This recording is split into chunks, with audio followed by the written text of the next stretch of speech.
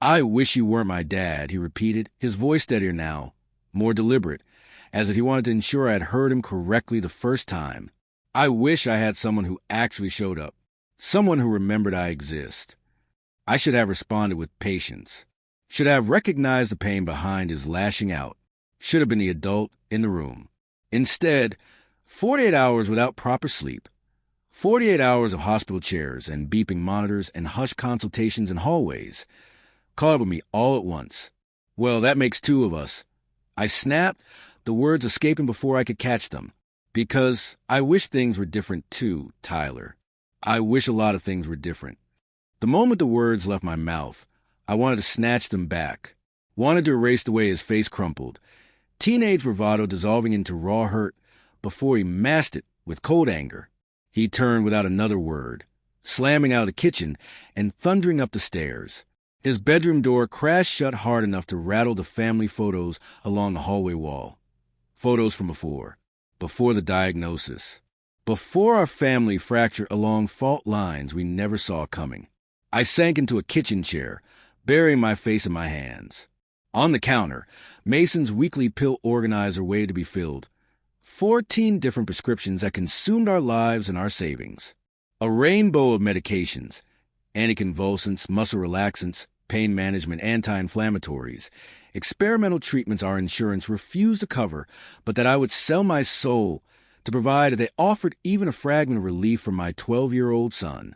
Next to the pill organizer sat a stack of medical bills with read, "Past due, stamps defacing several." And there, half hidden beneath them, was Tyler's basketball schedule, the one with 6 games already checked off. 6 games I promised to attend. 6 games where Tyler had looked up into the stands searching for a face that wasn't there while I sat beside Mason's hospital bed during his latest seizure crisis. My phone buzzed. Elaine, the night nurse we could barely afford, texting that Mason had finally fallen asleep. Small mercies. I should go upstairs, I thought. Should knock on Tyler's door. Should find words to bridge the chasm that had opened between us. But what words would those be? What could I possibly say to make it right? "I'm sorry I missed your championship game, but your brother stopped breathing again? I know I haven't helped with your college applications, but I was on the phone fighting with the insurance company about denying coverage for the 4th time this month. I understand you feel abandoned, but you're healthy, you're whole. You can walk and talk and breathe without assistance." The truth was both simple and impossible. For every hour spent on Mason's care, there was an hour not spent with Tyler. For every dollar that went to treatments, therapies, and equipment, there was a dollar not saved for Tyler's future. For every ounce of emotional energy expended on worry and advocacy for Mason, there was less remaining for the son who appeared whole on the outside, but was clearly breaking on the inside. I traced the dates on the basketball schedule with my fingertip, each missed game a monument to absence. The championship game circled in Tyler's hopeful hand at the beginning of the season, now just another missed milestone in our fractured family history. The worst part wasn't that Tyler had said those words.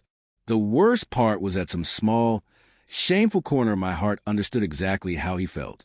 Because there were moments, brief, terrible moments in the darkest hours of the night, when I too wished for escape. Not from my sons, never from them, but from this relentless reality. The medical equipment crowding our living room, the calendar dominated by doctor appointments, the financial tightrope we walked each month, the constant fear that hummed beneath every moment of tentative joy. I couldn't remember the last time I'd slept through the night, uninterrupted by Mason's monitors or my own anxious thoughts. Couldn't remember the last meal that wasn't eaten standing up or beside a hospital bed. Couldn't remember what it felt like to plan more than one day ahead, to dream about anything beyond survival. Tyler's words echoed, "I wish you weren't my dad." What he didn't know, what I had never allowed myself to fully admit until this moment, was how often I felt I had failed both my sons, how completely inadequate I felt in the face of our family's challenges, how many times I had sat alone in the dark wondering if I was the father either of them deserved. I reached for my wallet, opening it to the photos I kept tucked inside. Mason at 5, before the seizure began, grinning with ice cream smeared across his face. Tyler at 10, holding up a trophy from his first basketball tournament, his arms slung around my neck. The 4 of us, before Claire left, before the diagnosis derailed every plan we'd ever made, on a beach somewhere, squinting into the sun. Claire had been gone for 3 years now. "I can't do this anymore," she'd said, bags already packed by the door. "I'm not strong enough." I hadn't fought her decision, hadn't had the energy to fight both the medical system and to keep my marriage intact. Sometimes I wondered if Tyler blamed me for that too, for letting his mother walk away, for not somehow being enough to make her stay. My phone buzzed again. This time it was Dr. Winters, responding to my earlier message about Mason's new symptoms. Even at 10 p.m., she was working, reviewing his case.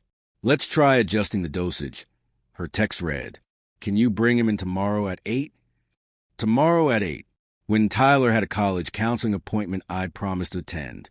Another broken promise in the making. I rubbed my eyes, gritty with exhaustion, and tried to think clearly through the fog of fatigue. Mason needed the appointment. His seizures were increasing in frequency despite the medication adjustments. But Tyler needed me too, needed to know he mattered, that his future mattered, that he wasn't an afterthought in a family consumed by crisis. Outside, rain began to fall, pattering against the kitchen windows. The house creaked and settled around me, suddenly feeling too big and too empty all at once. Upstairs, my son slept, one monitor by machines that beeped and hummed, the other behind a closed door with a keep-out sign taped haphazardly at eye level. I looked again at the basketball schedule, at all those missed moments marked with such methodical precision. In the margins, Tyler had noted his stats for each game, points scored, rebounds, assists, documenting his achievements for a father who wasn't there to witness them firsthand. The realization broke something loose inside me, a dam of emotion I'd been holding back for years. I had been so focused on keeping Mason alive, on fighting every battle that came with his condition, that I'd lost sight of the quiet battles Tyler was fighting alone. The battle to be seen, to matter, to not disappear in the shadow of his brother's needs. "I wish you weren't my dad." The word still stung, but beneath the hurt, I recognized the cry for help they represented. Tyler didn't truly wish for a different father. He wished for the father I used to be, the one who coached his little league team, the one who taught him to ride a bike, the one who was present, engaged, not perpetually exhausted, and stretched too thin across too many urgent needs. Tomorrow, I decided, pushing myself up from the chair, tomorrow I would find a way to talk to Tyler, to really listen. Tomorrow I would call the school and reschedule the college counseling appointment. Tomorrow I would find a way to be in 2 places at once, to be the father both my sons needed. But tonight, with one son tethered to machines and the other barricaded behind teenage anger, all I could do was climb the stairs toward my own empty bed, carrying the weight of those 6 words, and wondering if we would ever find our way back to the family we used to be. Morning came too quickly, as it always did, with the jarring beep of my 5:30 alarm. I reached for it blindly, muscles aching from another night of restless sleep. In the gray pre-dawn light, I allowed myself exactly 30 seconds of stillness, 30 precious seconds to gather my strength for the day ahead. Then I swung my legs over the side of the bed and stood, moving on autopilot through the motions that had become my daily ritual. First, Mason's room. I eased the door open quietly, though the sound wouldn't have woken him. His medications ensured his sleep was deep, sometimes worryingly so. Elaine, the night nurse, looked up from the chair in the corner, her expression telling me everything I needed to know before she spoke. "Rough night," she whispered, gathering her things. 3 seizures, all minor, but close together around 2 a.m. I nodded, scanning the monitors beside his bed, comparing the numbers to the mental baseline I kept constantly updated in my head. Oxygen levels slightly lower than yesterday, but still within acceptable range. Heart rate stable. The seizure log in Elaine's neat handwriting documented duration, intensity, recovery time. "I'll email Dr. Winters," I murmured, already composing the message in my head. "Did you adjust the medication after the 2nd seizure?" "Yes, and it seemed to help with the 3rd. Less intense, shorter duration." We reviewed the plan for the day. Elaine would return at 3 p.m. after her classes at nursing school. Until then, Mason would come with me to his doctor's appointment, then to my office where he could rest in the small room my boss had generously allowed me to set up for him. One more accommodation, in a life defined by them. After Elaine left, I sat beside Mason, gently brushing his hair back from his forehead. At 12, he still had the delicate features of early childhood, his growth stunted by a condition and the medications. Looking at him now, peaceful in sleep, it was hard to reconcile this quiet boy with the vibrant, mischievous child he had been before the seizures began at age 6. "Morning, buddy," I said softly as his eyes fluttered open. "Ready for a field trip to Dad's office today?" His smile was slow to form but reached his eyes, a good sign, meaning the pain was manageable this morning. He nodded slightly, conserving his limited energy. I moved through the morning routine with practiced efficiency. Medications measured and administered, breathing treatments completed, gentle stretches to ease the muscle stiffness that plagued him, all while talking softly about nothing in particular, maintaining the illusion of normalcy in a situation that had never been and would never be normal. With Mason settled, I knocked on Tyler's door. No response. I knocked again, checked my watch, 6:45. He needed to be up for school. "Tyler," I called. "I need to talk to you about today." Silence and a muffled, "I'm up. Go away." I rested my forehead against the door, summoning patience. "We need to talk about your college counseling appointment." The door yanked open suddenly, revealing Tyler half-dressed for school, his expression guarded. "Let me guess. You can't make it. Mason has an appointment. Some emergency. Whatever." I had rehearsed this moment in my head during the sleepless hours of the night, but the words still came out awkward and insufficient.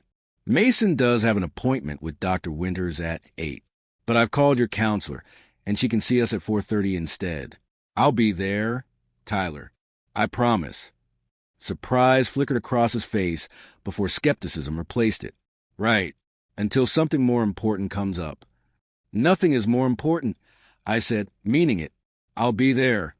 He looked away, shrugging as if it didn't matter, but I caught the faint hope behind the practiced indifference. Whatever. I gotta get ready. The door closed again, not quite a slam this time. Progress, maybe, or just exhaustion. The kitchen was a testament to our stretched existence. Mason's specialized meal replacement shake stacked beside Tyler's protein powder.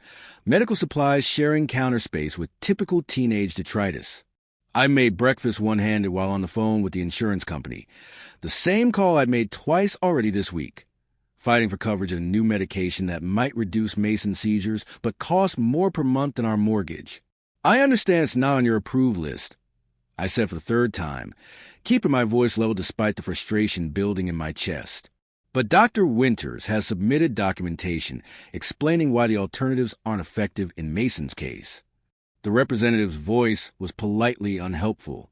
"I'm sorry, Mr. Davidson, but without additional clinical evidence, the medication remains classified as experimental for a specific condition.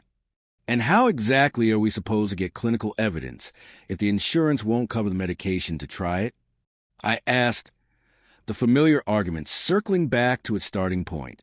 By the time I hung up, Tyler had appeared in the kitchen, grabbing a protein bar and his basketball duffel.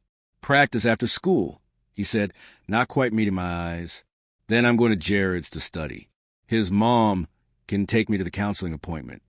"No need," I said, pouring his orange juice, the small normal parental gesture feeling disproportionately significant.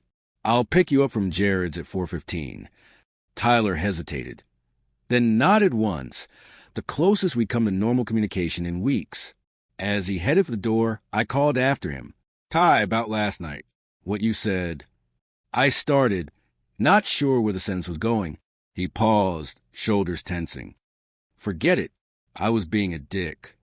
"No, you were being honest," I said quietly, "and we need to talk about it. Not now, but soon. Really talk." He didn't turn around, but nodded again before walking out, leaving me alone in the kitchen with the insurance rejection and the weight of all the conversations we kept postponing. Mason's doctor appointment revealed what I'd already suspected. His seizure medication was becoming less effective as his body developed tolerance. Dr. Winters, a petite woman with prematurely gray hair and boundless compassion, suggested a new combination therapy, but her expression told me what she didn't say aloud. We were running out of options. "How are you holding up, James?" she asked as she wrote the prescriptions, her eyes meeting mine directly. Unlike many specialists who saw only the patient, never the caregiver, Dr. Winters had always acknowledged the toll Mason's condition took on all of us. "I'm fine," I said automatically, the response so practiced it required no thought. She gave me a look I recognized from years of appointments. "Any honest answer?" I sighed, glancing at Mason, who was absorbed in a tablet game in the corner of the exam room, headphones on. "Tyler told me he wishes I wasn't his father last night." I admitted, the words bitter on my tongue. "So, not great." Dr. Winters set down her pen, giving me her full attention. "That's a hard thing to hear. How are things between you two?" "Deteriorating," I said simply. "He's 16, angry at the world, and I'm never there. Not the way he needs me to be." "Have you considered family counseling? There's a support group specifically for siblings of children with chronic medical conditions. It might help Tyler to connect with other kids who understand." I nodded, adding it mentally to the endless list of things to research, phone calls to make, appointments to schedule. "We have a college counseling meeting today. It's a start." "And what about you?" she pressed gently. "Who's supporting you, James?" The question caught me off guard, as it always did when someone directed concern my way instead of toward Mason. "I'm managing," I said, the inadequacy of the response apparent even to my own ears. Dr. Winters looked skeptical, but didn't push further. Instead, she handed me the prescriptions along with a business card. "This is for a patient assistance program that might help with the medication costs. And this," she wrote something on the back of her own card, "is my personal cell for when managing is enough." I pocketed both, touched by the gesture, and too exhausted to pretend it wasn't needed. At my office, I settled Mason in his room, once a storage closet, now outfitted with a day bed, his backup medical equipment, and a small television. My boss, Sandra, had made the accommodation without hesitation when Mason's condition worsened 3 years ago, turning one of our part-time work-from-home days into a permanent arrangement where Mason could come to the office when necessary.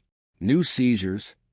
Sandra asked quietly when she stopped by my desk mid-morning, noting the extra monitor I'd set up to keep an eye on Mason. 3 last night," I confirmed, not looking up from my computer, where I was simultaneously trying to complete a project due by noon and research the patient assistance program Dr. Winters had mentioned. Sandra set a coffee on my desk, a small gesture that nearly undid me with his thoughtfulness. "Take whatever time you need for the doctor stuff. Hernandez can cover the Johnson presentation, if necessary." I shook my head, pride and financial necessity overriding even my exhaustion. "I've got it. I just need to." I gestured vaguely at the stack of papers beside my keyboard, the emails demanding responses, the calendar alerts for 3 different conference calls. Sandra's hand rested briefly on my shoulder. "James, you can't keep running at this pace forever." But that was exactly what I had to do. Keep running, keep juggling, keep fighting on every front. Because the alternative, stopping, collapsing, giving in to the overwhelming fatigue, wasn't an option. Not when Mason's care cost nearly $5,000 a month beyond what insurance covered.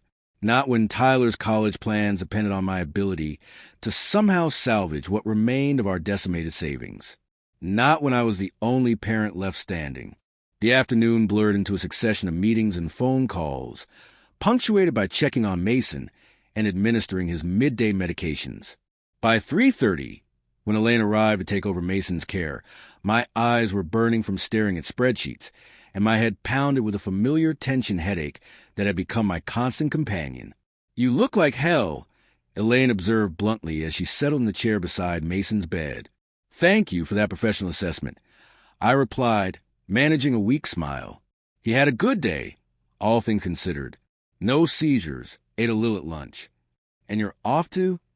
"Tyler's college counseling appointment, then home for dinner, medication adjustments for Mason, hopefully a load of laundry somewhere in there." Elaine nodded, her young face serious beyond her years. "Go. We're fine here. Take a minute for yourself, too, if you can. Even superheroes need breaks." I snorted at the description, so at odds with how I felt, not heroic, just desperate. Just doing what had to be done because there was no one else to do it.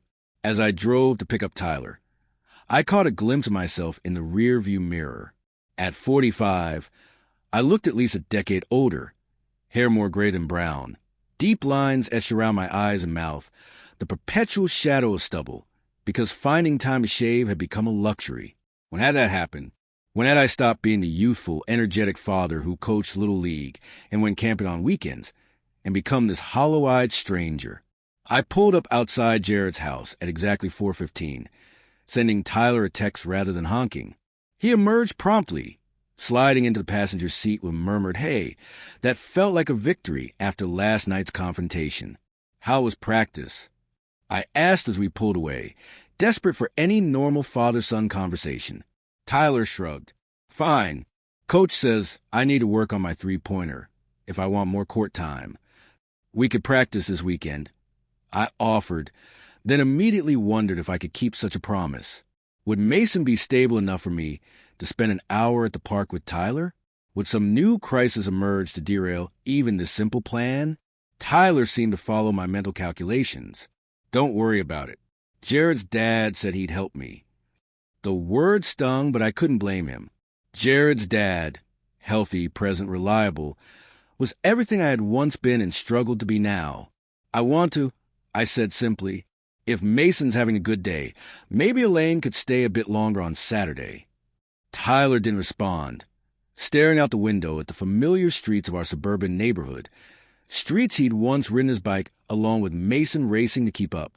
Before, always before. As we neared the school, he finally spoke. Dad, thanks for coming today.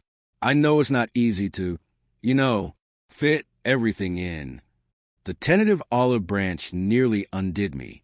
Thank you for giving me another chance. I replied, my voice rougher than I intended.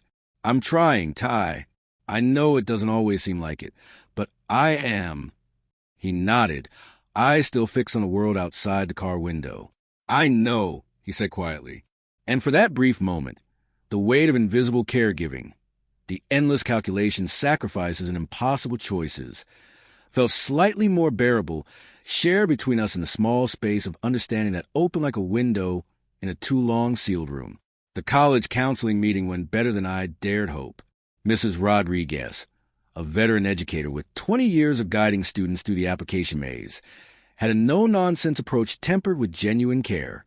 She laid out the timeline for Tyler's senior year, highlighting application deadlines, scholarship opportunities, and the strengths in his academic record that could open doors despite our financial constraints. Your GPA is impressive, Tyler, especially considering your commitment to basketball, she noted, reviewing his transcript. And your math scores. Have you considered engineering programs? Tyler shrugged, but I caught the flicker of pride in his eyes. Math had always been his strongest subject, the one where he outshone even his academically gifted peers. I was thinking maybe computer science, he said, glancing sideways at me as if gauging my reaction, or biomedical engineering. The latter choice startled me. Tyler had never mentioned an interest in medicine or biology before. Was this a recent development, or just another change in my son's life I'd been too preoccupied to notice? Mrs. Rodriguez nodded approvingly. Both excellent options with strong job prospects. The Lassiter Scholarship specifically targets STEM majors, and with your grades and circumstances, you'd be a competitive applicant. Circumstances? Tyler asked, his posture suddenly tense. Family hardship factors into many scholarship considerations, she explained gently. Your family situation demonstrates remarkable resilience and responsibility. She turned to me.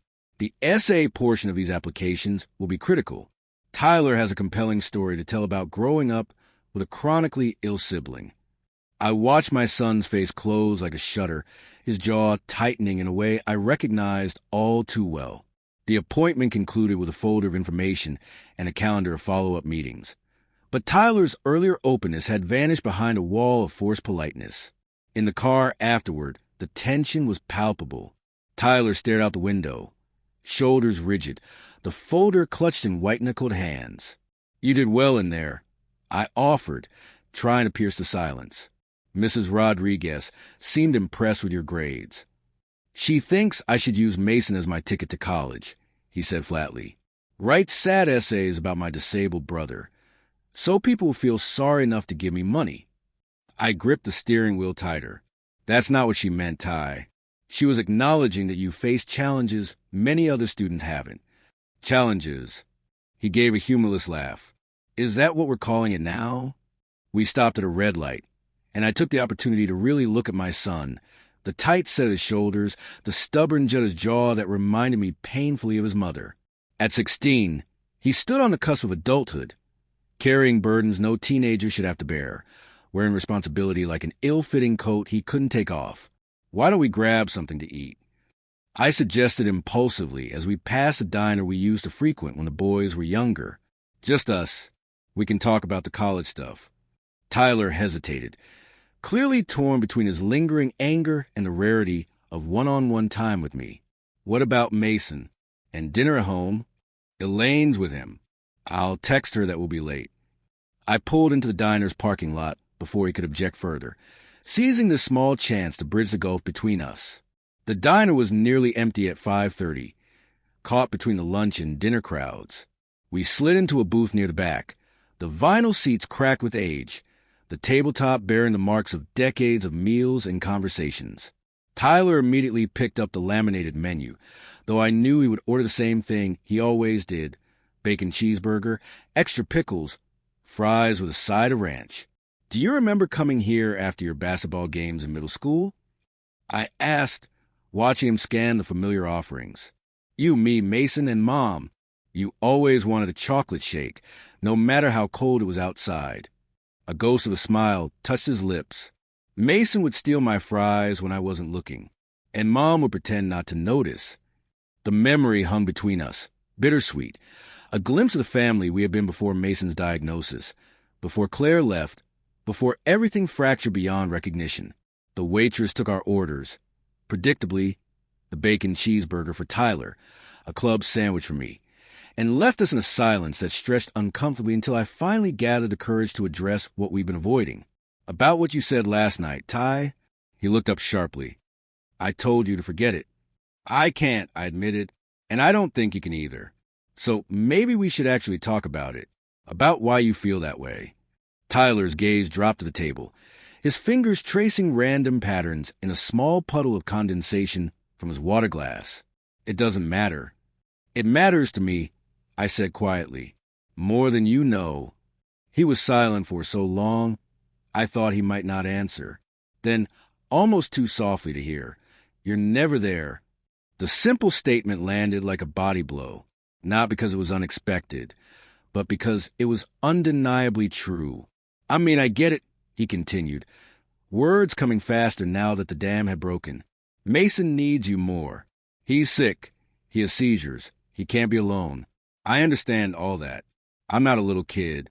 But you need me too. I finished when he trailed off. Tyler's eyes, when they met mine, held a vulnerability that stripped away the teenage posturing, revealing the little boy who still lived beneath the surface. You missed the championship game.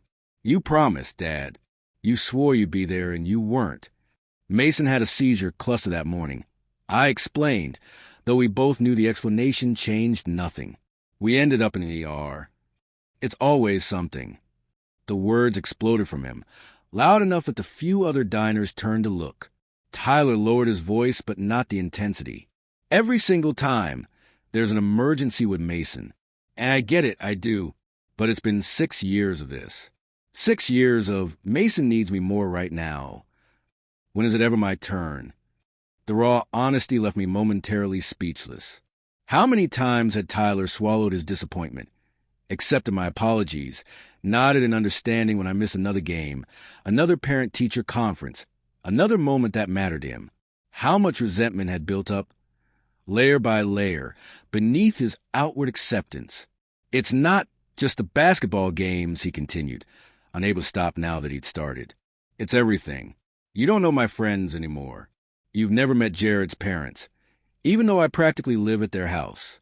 You don't know that I got the highest score in my class on the pre-calculus final, or that Coach Williams thinks I could get basketball scholarship if I work on my shooting, or that I've been helping design the new school website. Each revelation was a new indictment of my failure, a catalog of all I'd missed while drowning in the demands of Mason's care and our financial survival. "I know I sound like an asshole," Tyler said, his voice cracking, like some spoiled brat whining that his sick brother gets more attention. "I know how that sounds. I hate myself sometimes for feeling this way." "No," I said firmly, reaching across the table to grasp his hand before he could pull away. "No, Tyler, you're not an asshole for needing your father, for wanting to be seen." The waitress appeared with our food, her cheerful, "Anything else I can get you fellas?" faltering as she registered the emotional intensity at our table. We both shook our heads, waiting in strained silence until she retreated. "I've failed you," I admitted once we were alone again, the words painful but necessary. "Not because I don't love you or don't care, but because I've been drowning, Ty, trying to keep Mason alive, try to keep us afloat financially, trying to be both parents after your mom left. And in the middle of all that, I lost sight of what you needed from me. Not just the basics, food, shelter, clothes, but the real stuff, presence, attention, knowing that you matter just as much as Mason does." Tyler stared at his untouched burger, shoulders hunched. "I feel like such a selfish jerk. Mason can't help being sick. It's not his fault. And it's not yours either," I emphasized. "Mason's condition is devastating, yes, but your feelings matter too. You have every right to be angry, disappointed, resentful even. Those feelings don't make you selfish. They make you human." He looked up, eyes suddenly bright with unshed tears. "I don't actually wish you weren't my dad," he said, voice barely above a whisper. "I just wish things were different. I wish we could go back to before." The simple honesty broke something open inside me. I wish that too, buddy. Every single day. We ate in a silence that felt different now. Heavy still, but with the weight of truth rather than evasion. Tyler demolished his burger with the appetite of a growing teenager, while I picked at my sandwich, my mind racing to the revelations of our conversation. How many other milestones and achievements had I missed? How much of Tyler's life had slipped past while my attention was fixed elsewhere? And most importantly, what could I do now to begin repairing the damage? "Your mom called last week," Tyler said suddenly, setting down his soda. "She wants me to visit for a month this summer, in California." The information hit like a sucker punch. Claire calling our son. Claire, who had walked away from Mason's care, from our family, from the weight that had nearly broken me, but that I had somehow carried alone for 3 years. Claire, offering Tyler a glimpse of an easier life, a normal summer, free from the shadow of his brother's illness. "What did you tell her?" I managed to ask, fighting to keep my voice neutral. Tyler studied my face, clearly gauging my reaction. "I said I'd think about it, that I needed to talk to you first." The loyalty implicit in that response, that despite everything, despite his anger and hurt, he had still considered my feelings, nearly undid me. "Do you want to go?" I asked, though I already knew the answer. He hesitated, then nodded. "Yeah, I think I do. Not because I want to leave you guys, but just to see what it's like. To not have to think about seizures and medications and being quiet when Mason's resting. To breathe," I supplied, understanding completely. "Yeah." He looked relieved that I got it. "Just to breathe for a little while. Does that make me terrible?" "It makes you 16, I said simply. "And it's okay. If you want to spend part of the summer with your mom, we'll figure it out." The surprise on his face told me everything about how rarely I had put his needs first in recent years. "Really? You're not mad?" "I'm not mad at you," I clarified, the distinction important. "Your mother and I have our issues, but those aren't yours to carry. If visiting her would give you a break, some normal teenage time, then you should go." As we finished our meal, something shifted between us. Not a complete healing of the rift, but crack in a wall, a space where understanding might grow. Tyler began talking more freely, telling me about his website design project, about Jared's family's weekend cabin where they sometimes went fishing, about the colleges he was considering beyond the local options I'd assumed would be our only choice. I listened with a hunger for connection, for knowledge of this young man who had been growing and changing right under my nose while I was too overwhelmed to notice. In his ambitions and anxieties, I recognized echoes of myself at his age, along with qualities uniquely his own, a quiet determination, a dry humor, a resilience forged in hardship. Walking back to the car afterward, Tyler asked suddenly, "Do you ever think about what would have happened if Mason hadn't gotten sick?" The question stopped me in my tracks. I had spent countless nights torturing myself with that very thought. Imagine the alternate reality where my younger son remained healthy, where our family stayed intact, where Tyler had the father he deserved. All the time, I admitted, but I've learned the road that leads nowhere good.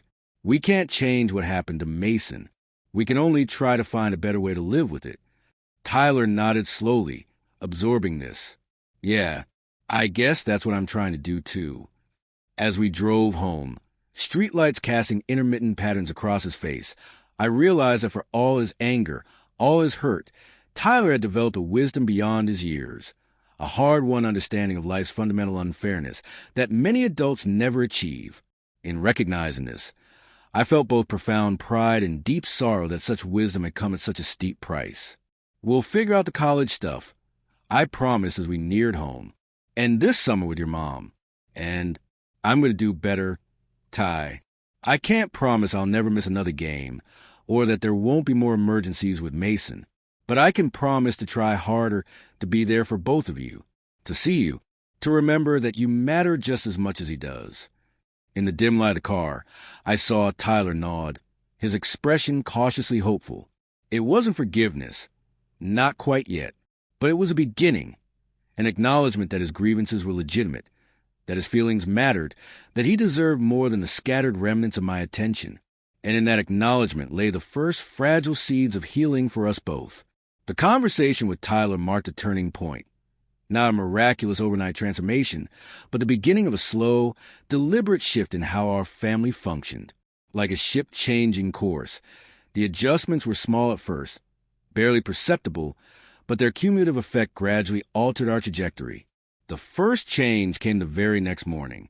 Instead of rushing through breakfast while simultaneously checking Mason's medication chart and answering work emails, I set my alarm 30 minutes earlier.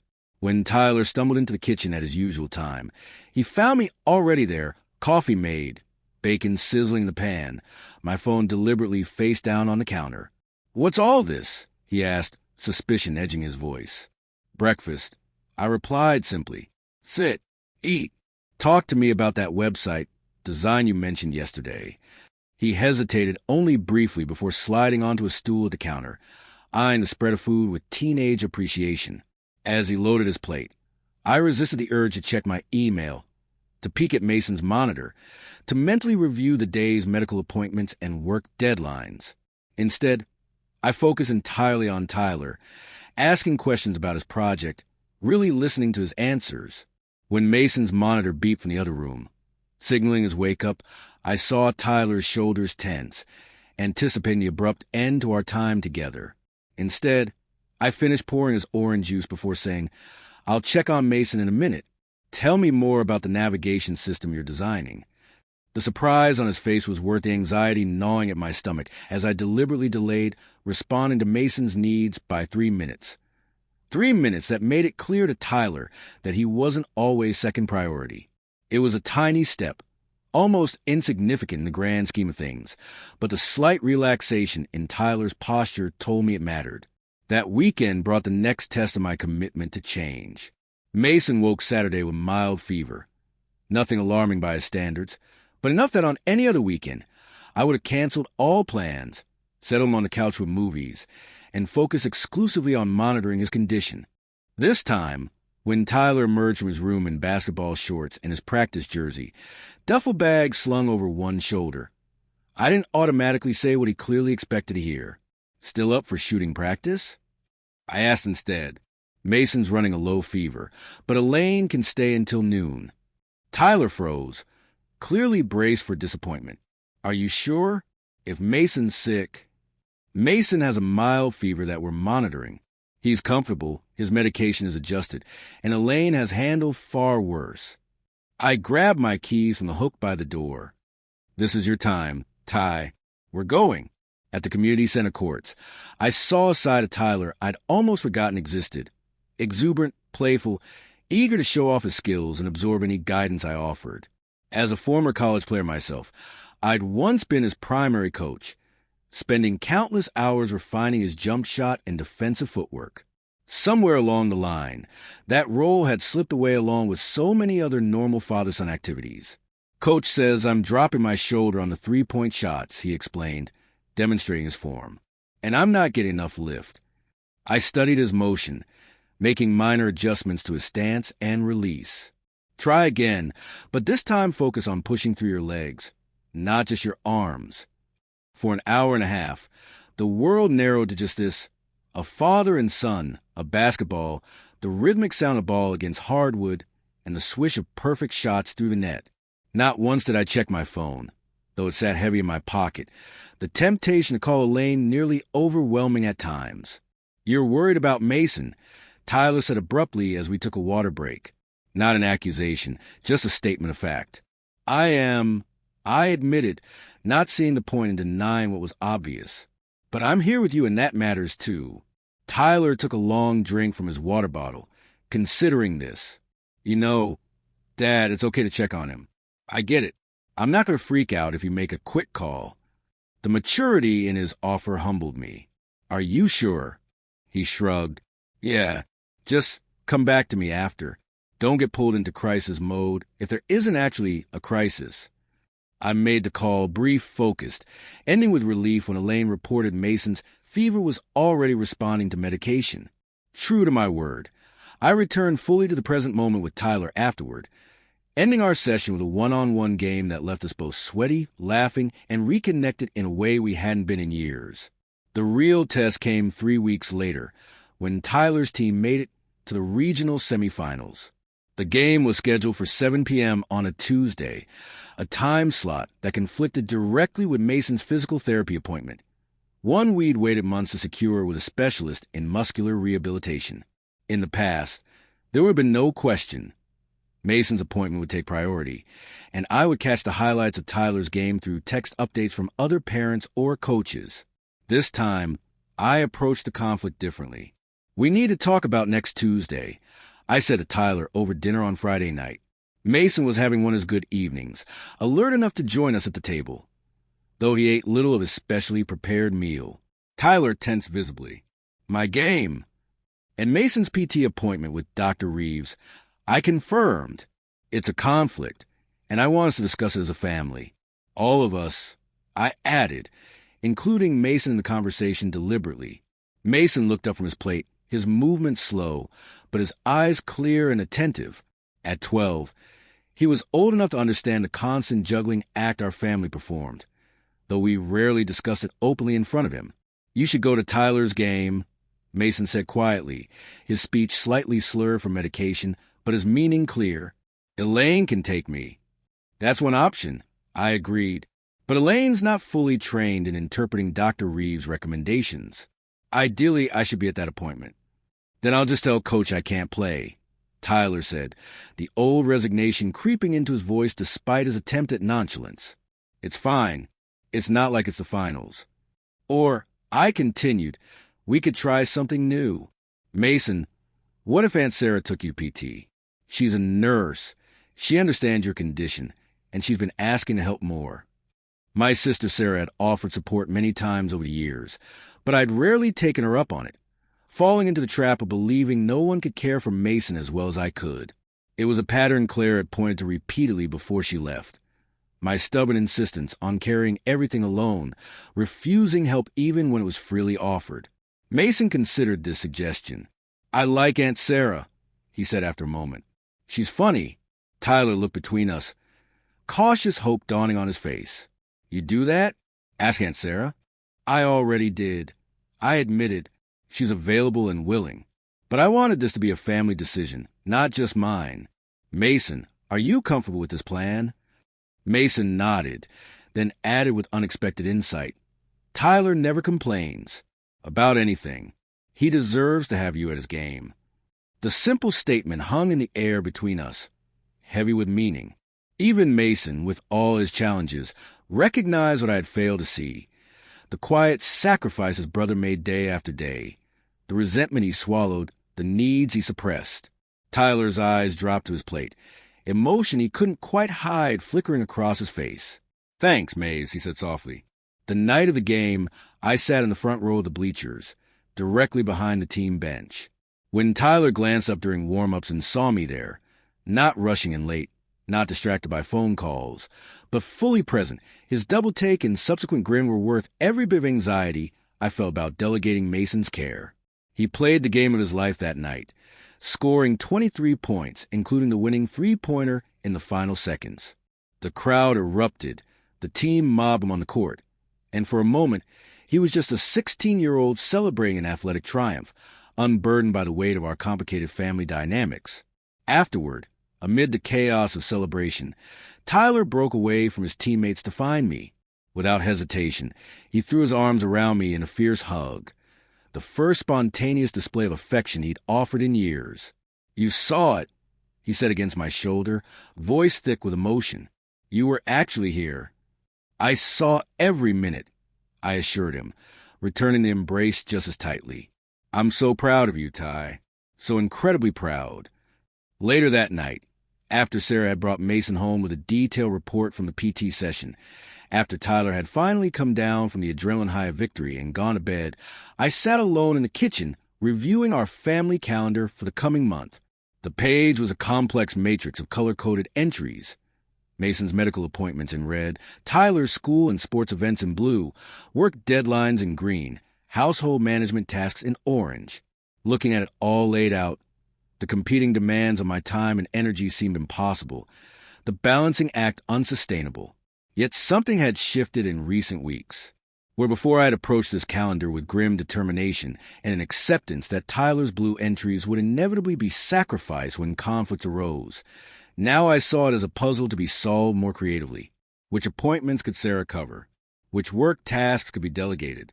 Which medical consultations could be handled via telehealth to free up time for family activities? The solutions weren't perfect. Some days still required impossible choices. Some events would still be missed.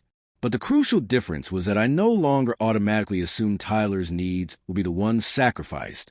Instead, I approached each conflict with determination to distribute the sacrifices more equitably, to ensure that both my sons felt their needs mattered. This new approach extended beyond the logistics of our daily schedule to the emotional tenor of our home. I began making space for Tyler's feelings about our situation, not just in rare, intense conversations like our dinner at the diner, but in small, everyday moments. Is it hard having friends over with all of Mason's medical equipment in the living room? I asked one evening as I helped him with calculus homework. The question caught him off guard. Opening a conversation about the social isolation he sometimes felt, his hesitation to bring friends home, his embarrassment and subsequent guilt about that embarrassment. "Sometimes I just want to be normal," he confessed. Not the kid with a sick brother, but just Tyler. Rather than rushing to reassure him or dismiss his feelings, I simply listened, acknowledged, validated. "That makes perfect sense," I told him, "and it doesn't make you a bad person or a bad brother. It makes you 16. These conversations weren't easy. They often left me questioning my parenting, confronting my failures, wrestling with guilt over how much Tyler had shouldered alone.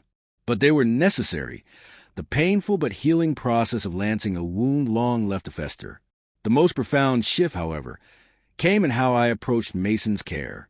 For years, I had operated from a place of barely contained panic, treating every aspect of his condition as an emergency requiring my immediate and complete attention. While this vigilance had undoubtedly kept him alive through several crises, it also created an unsustainable dynamic that consumed every other aspect of our family life. With Dr. Winter's guidance, I began distinguishing between true emergencies and manageable symptoms. I learned to trust Elaine, Sarah, and the other members of Mason's care team rather than insisting on handling everything myself. Most importantly, I started including Mason himself in decisions about his care, acknowledging that even at 12, he had insights into his own body and needs that deserved consideration. "I'm tired of the Tuesday physical therapy," he admitted during one such conversation. It makes me hurt more, not less. In the past, I would have insisted he continue. The specialist was highly recommended, the technique supposedly cutting edge. Now, I listened to his experience, consulted with Dr. Winters, and ultimately found an alternative approach that Mason felt more comfortable with. This new balance didn't come easily or without setbacks. There were still nights I lay awake wondering if I was making the right choices. Still days when emergencies upended our carefully constructed schedule. Still moments when Tyler's hurt or Mason's suffering seemed too much to bear alone. But slowly, incrementally, we were finding a new equilibrium. One that acknowledged the reality of Mason's needs without allowing him to completely eclipse Tyler's. One that recognized my limitations as a single parent without using them as an excuse for neglecting either child. One that made space for the complex, sometimes contradictory emotions that came with our challenging family circumstances. The turning point came on a surprisingly ordinary Tuesday evening in late spring. Tyler had a study group at the library. Mason was having a good day, and I found myself with a rare hour of unscheduled time. On impulse, I called Sarah. "Can you sit with Mason for a bit?" I asked. "There's something I need to do."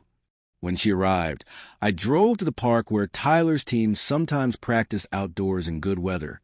I knew his study group would be finishing soon, and the park was on his walking route home. Finding a quiet bench with a view of the path, I waited. Tyler spotted me as he cut through the park, his backpack slung over one shoulder, head bent over his phone. He did a double take, then changed direction to join me. "Hey," he said, confusion evident. "Everything okay? Is Mason?" "Mason's fine," I assured him quickly. "Sarah's with him. I just want to catch you on your way home. Thought we could walk back together." The simple explanation seemed to throw him more than any emergency would have. "You came out here just to walk home with me? Is that okay?" I asked, suddenly uncertain, if he'd rather walk alone. "No," he interrupted quickly. "No, it's good. Just unexpected." As we walked the familiar streets toward home, Tyler gradually opened up about his day. A difficult test in European history, drama within his friend group, ideas for his final website design project.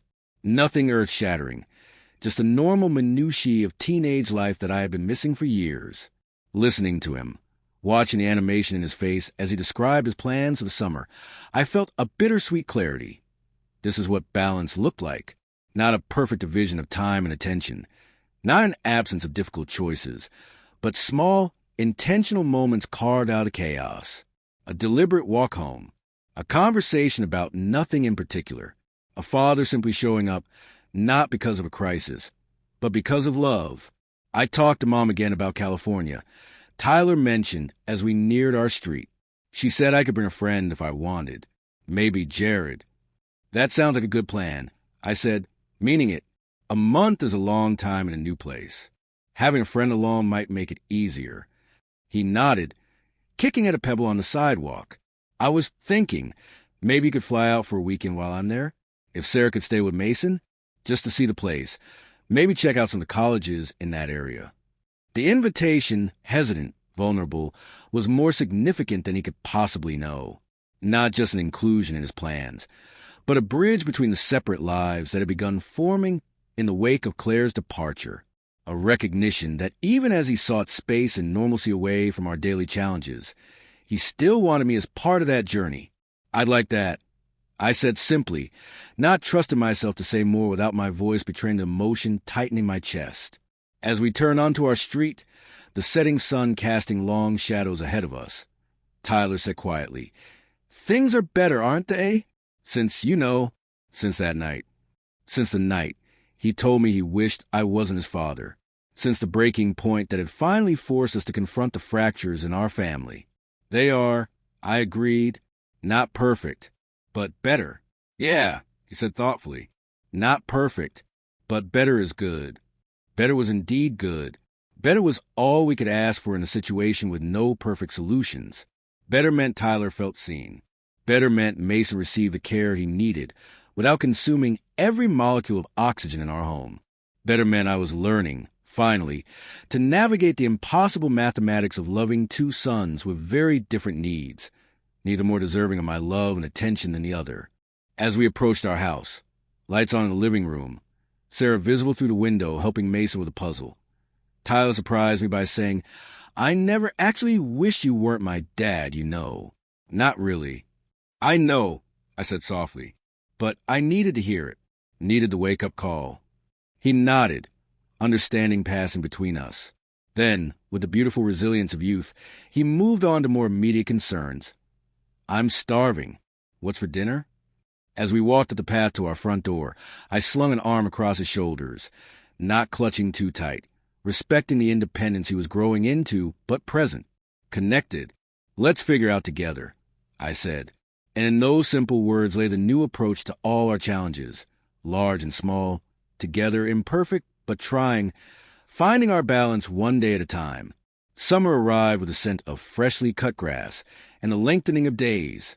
Tyler's junior year ended in a flurry of final exams and year-end basketball celebrations, while Mason's health stabilized into what Dr. Winters cautiously termed a good plateau, not improvement exactly, but an absence of the crises that had punctuated the previous year. The morning of Tyler's departure for California dawned clear and warm. His flight was scheduled for 11:30 a.m., with Jared and his father meeting us at the airport. As I loaded Tyler's suitcase into the trunk, I fought against the tightness in my chest. A mixture of anxiety about his first solo travel experience, sadness at the month-long separation ahead, and an unexpected twinge of something like jealousy at the thought of Claire getting these precious weeks with our son. Mason insisted on coming to the airport despite the early hour and the challenges of navigating the crowded terminal in his wheelchair. "I want to see Tyler off," he said firmly when I suggested he might be more comfortable staying home with Elaine. The determination in his eyes, so like Tyler's when he set his mind to something, made argument impossible. At the security checkpoint, the moment goodbye arrived too quickly. Tyler hugged Mason first, bending down to his wheelchair with a gentleness that belied his lanky teenage frame. "Don't do anything interesting while I'm gone," he teased his brother. "Save all the good stuff for when I get back." Mason grinned up at him. "I'll try to schedule my next seizure for August," he replied with the dark humor that occasionally surfaced, startling those who didn't know him well. Tyler's laugh was genuine but tinged with emotion. "Deal." Then, more softly, "I'm going to miss you, Squirt." He turned to me next, suddenly awkward in that uniquely teenage way, caught between the child who wanted a hug and the young man trying to appear independent in a busy airport. I solved his dilemma by pulling him into a tight embrace. Public setting be damned. "Have an amazing time," I said against his hair, which somehow still smelled faintly of the baby shampoo he'd used as a child. "Call when you land." "I will," he promised, returning the hug briefly before pulling back, glancing around self-consciously. "Don't worry about me, okay? And don't spend the whole month just working and taking care of Mason. Try to do something for yourself, too." The role reversal, my son worrying about me, caught me off guard. When had he grown this perceptive, this thoughtful? "I'll try," I promised, as Tyler walked through security, turning once to wave before disappearing into the crowd. Mason reached for my hand. "He'll be okay, Dad," he said with that uncanny perception that sometimes emerged from behind his physical limitations. "And so will we." I squeezed his hand gently. "Yes, we will." The first week without Tyler was strange. The house, too, quiet despite Mason's medical equipment with its constant soft beeps and whirs. I found myself pausing outside Tyler's empty bedroom, momentarily disoriented by his absence, before remembering he was safe in California, sending daily texts and occasional photos of beach outings and amusement parks. "Mom's house is right near the ocean," he reported during our first video call, his face sun-kissed and relaxed in a way I hadn't seen in years. "Jared and I went surfing yesterday. Well, trying to surf. Mostly falling off the board." "Looks like you're having a great time," I said, genuinely happy for him despite the pang that accompanied the knowledge that Claire was providing experiences I couldn't. "How's your mom?" Tyler's expression flickered briefly. "She's good. Busy with work a lot. Her boyfriend Ken is okay. Kind of boring but nice enough." I kept my face carefully neutral at the mention of Claire's new relationship. "And the house? You said it's near the ocean?" "Yeah, it's this modern condo thing. Really different from our place." Super clean and, I don't know, kind of like a hotel? Not much personality. He hesitated, then added, no medical equipment everywhere. No medication schedules on the fridge. It's weird, actually. The observation surprised me. Weird how? Tyler considered this, picking at a loose thread on his t-shirt. Like, too normal? Too perfect?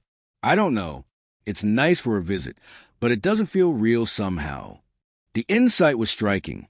My son, who had chafed against the constraints and complications of our home life, finding Claire's carefully constructed normalcy somehow lacking. Before I could respond, Mason wheeled himself into frame, eager to join the conversation. Tyler, did you ride any roller coasters yet? The brothers' conversation shifted to lighter topics. Theme parks, California food, the seagull that had stolen Jared's sandwich on the beach. Watching them interact, I was struck by the genuine affection evident despite the physical distance, the years of potential resentment, the imbalance in their life experiences. As Tyler's time in California stretched into its second week, something unexpected began to emerge through our daily calls and texts. Rather than becoming more enamored with the freedom and normalcy of life with Claire, Tyler seemed to be developing a new perspective on our family situation. Mom doesn't really get it, he confided during one late-night call, his voice low to avoid waking Jared in the guest room next door. She asked about Mason, but when I tried to explain his new medication or that breathing thing the PT taught us, she changes the subject. It's like she doesn't want to know the details. It's hard for her, I said, trying to be fair despite the lingering hurt of her departure. She made a choice to step back from the situation. Sometimes when people make those choices, they need to justify them by keeping their distance. Tyler was quiet for a moment. Did you ever think about doing that? Just walking away? Finding something easier? The question struck at the heart of so many late-night doubts, so many moments of overwhelming exhaustion and despair. I won't lie to you, Ty. There have been moments when I felt like I couldn't keep going, when it all seemed too much to handle alone. But you stayed, he said simply. I stayed. I agreed, not because I'm stronger than your mother or morally superior, just because Mason is my son. You are my son. Walking away wasn't an option I could live with. The conversation lingered in my mind for days afterward, a turning point in Tyler's understanding of the choices that had shaped our family. Not a dismissal of Claire's decision or a canonization of my own struggle, but a more nuanced recognition of the complex realities we all navigated. In the third week of Tyler's visit, Claire called me directly, something that had happened only a handful of times since our divorce was finalized. James, she began without preamble, her voice carrying the slight echo of a hands-free call, likely while driving. I thought we should talk about Tyler. My stomach tightened instinctively. Is everything okay? He's fine, she assured me quickly. That's not why I'm calling. I'm calling because I think I owe you an apology. Of all the possible openings to this conversation, an apology was the last I expected. Claire and I had settled into a cool détente over the years, communicating only when absolutely necessary about Tyler, maintaining the fiction that our separation had been mutual and amicable rather than her abandonment of our family at its most vulnerable point. An apology? I echoed, confused. She sighed, the sound staticky through the connection. Having Tyler here, hearing him talk about your daily life, I don't think I ever fully understood what you've been managing on your own, what you're still managing.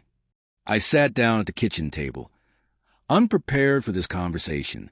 It's been challenging, I said carefully. Challenging. She gave a short laugh. That's very diplomatic, James. Always were. A pause, then Tyler showed me a video of Mason's physical therapy and his medication list, and the calendar you keep with all the appointments and treatments color-coded. It's overwhelming. And you've been doing it alone for 3 years. Not entirely alone, I corrected. Thinking of Sarah, Elaine, Dr. Winters. I have help now. But I left, she said bluntly. I walked away and left you to figure it all out while I started over 3 states away like our life together never happened. The raw acknowledgement of what had always remained unspoken between us left me momentarily speechless. I'm not asking for forgiveness, Claire continued into the silence, or try to insert myself back into Mason's care.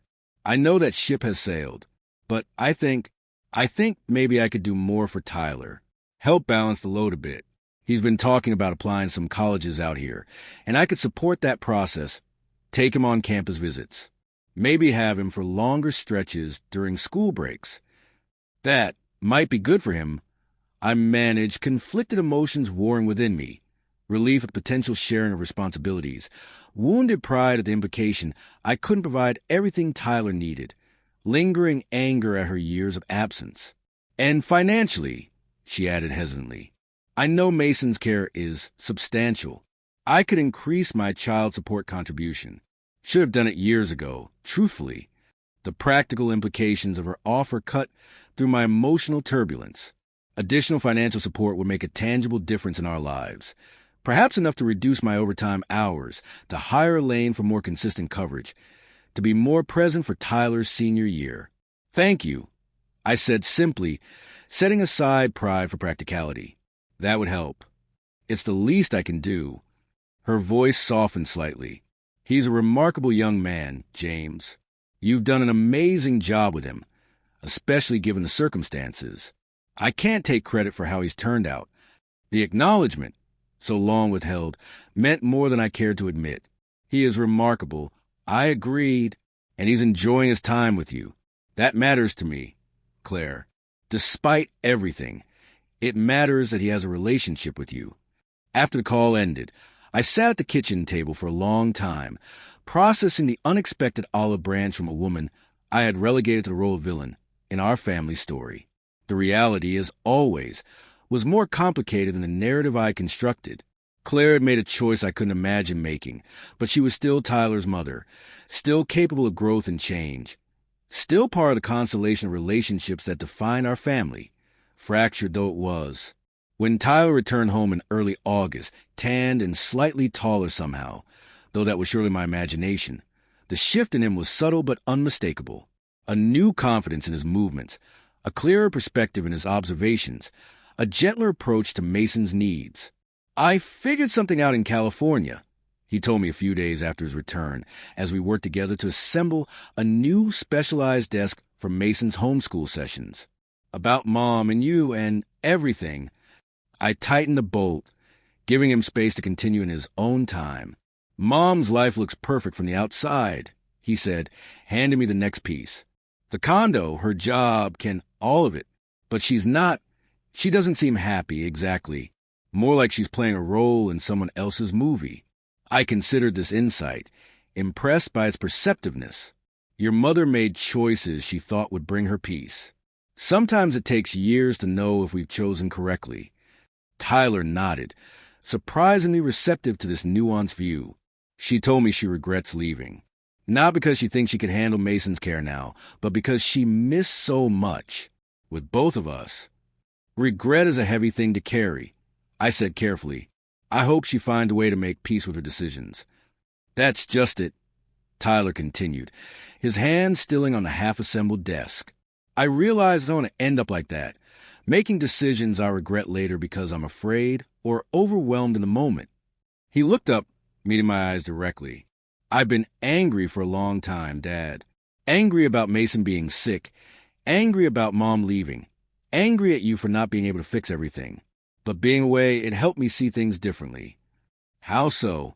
I asked, my throat tight with emotion I struggled to contain. Our life is hard, really hard sometimes. But we're facing it together, not running away from it, not pretending it doesn't exist. And there's something, I don't know, something real about that, something that matters. The insight, so profound from a 17-year-old, left me momentarily speechless. This was a gift of perspective that the month apart had given him. Not just a vacation from our daily challenges, but a clearer understanding of the values that define our imperfect, struggling, authentic family. The changes in our family dynamic continued to unfold in the weeks that followed. Tyler began including Mason in more of his activities, inviting friends over despite the medical equipment in the living room. explaining his brother's condition with a straightforward candor that neither minimized its seriousness nor defined Mason entirely by illness. Mason, for his part, flourished under his brother's increased attention. Though his physical condition remained unchanged, his mood and engagement improved noticeably. He began asking for Tyler's help with his homeschool projects, proudly sharing his achievements, developing inside jokes that made them both collapse in fits of laughter I hadn't heard in years. "Tyler's teaching me to code," Mason announced one evening, his face alight with excitement. "I'm making a game. It's about a kid in a wheelchair who has superpowers." The simple statement encapsulated so much. Mason's growing self-acceptance, Tyler's willingness to share his skills and time, both boys finding ways to transform their challenging reality into something meaningful, even empowering. My own relationship with Tyler entered a new phase as well. The raw hurt and resentment that had erupted that night in the kitchen, "I wish you weren't my dad," gradually transformed into something more honest, more equal, more rooted in mutual respect. We still had disagreements, still hit rough patches, still occasionally fell back into old patterns of miscommunication and missed expectations. But underneath these normal father-son frictions lay a stronger foundation, one built on shared understanding of our family's unique challenges and a commitment to facing them together. The most profound change, perhaps, came in September as Tyler began his senior year. The college application process loomed large, with decisions to be made about where to apply, how to finance his education, how far from home he could reasonably go given our family situation. "I've been thinking," he said one evening as we reviewed the list of potential schools spread across the dining room table, "about what happens with Mason when I go to college." I looked up, surprised by this practical concern. "That's not something you need to worry about, Ty. Mason and I will manage." He shook his head, not accepting this easy dismissal. "No, it is something I need to think about. Not because I'm responsible for his care. I know that's not my job, but because he's my brother and you're my dad, and what happens to you both matters to me." The maturity in his approach left me both proud and slightly disoriented. When had my son developed this capacity for such thoughtful consideration of others?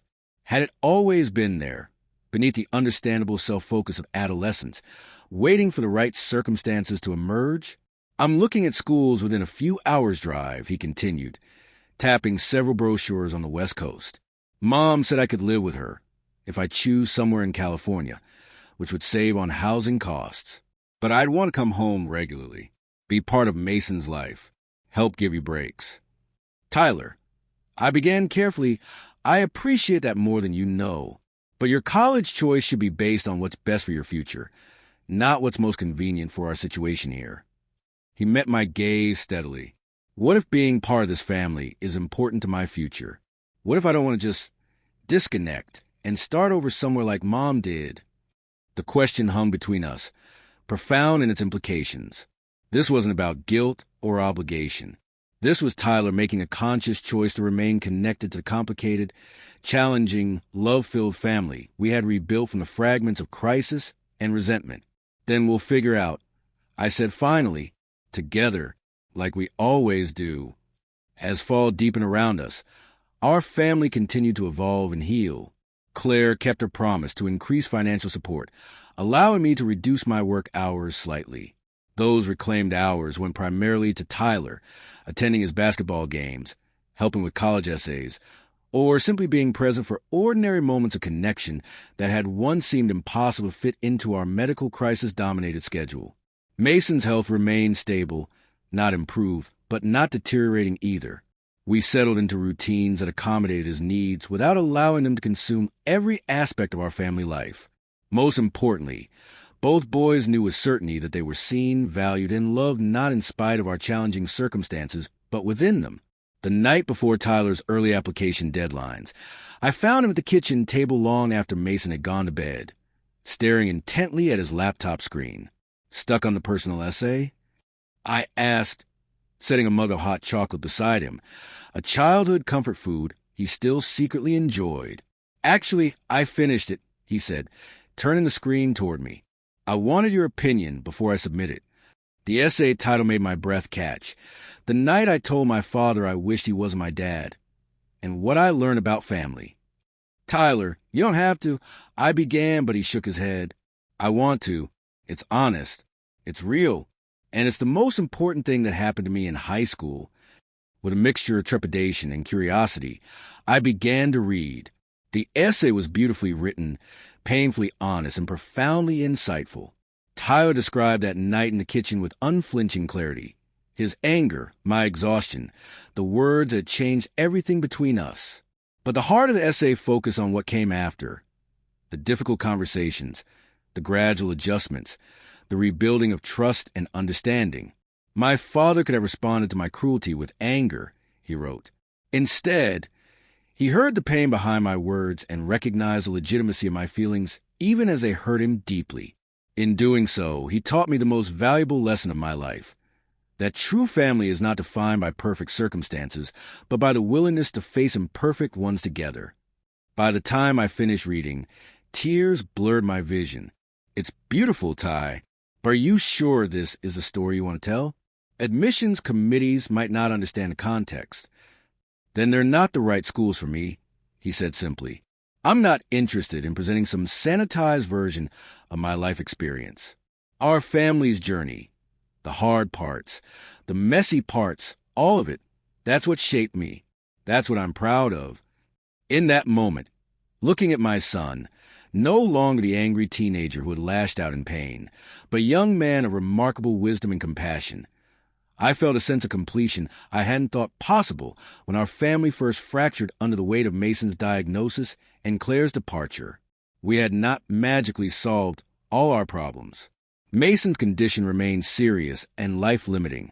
Financial pressures still constrained our choices. The future held untold challenges we would have to face together. But we had rebuilt something precious from the wreckage of resentment and misunderstanding, a family defined not by conventional structure or ease, but by honesty, resilience, and a love strong enough to withstand the harshest words and finds way back to connection. Submit it, I said, handing the laptop back to Tyler. It's the truth, our truth.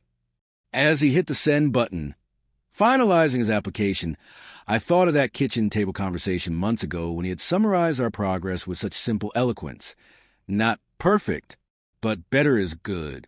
Better was indeed good. Better was a triumph of effort over ease, of honesty over pretense, of staying over leaving. Better was the grace we had found to acknowledge our wounds without being defined by them. Better was the family we had become, not the one we had once imagined, but the one we had fought for day by difficult day. And in that moment of quiet connection with my son, as Mason slept peacefully down the hall, and the future opened before us with all its uncertainty and possibility, better felt very much like enough.